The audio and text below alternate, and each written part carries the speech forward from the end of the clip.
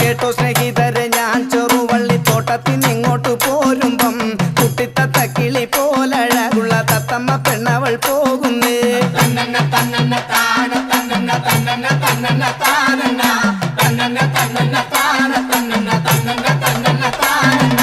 കേട്ടോ സ്നേഹിതരെ, ഞാൻ ചെറുവള്ളിത്തോട്ടത്തിനിങ്ങോട്ടു പോരുമ്പം കുട്ടിത്തത്ത കിളി പോലഴകുള്ള തത്തമ്മ പെണ്ണവൾ പോകുന്നേ.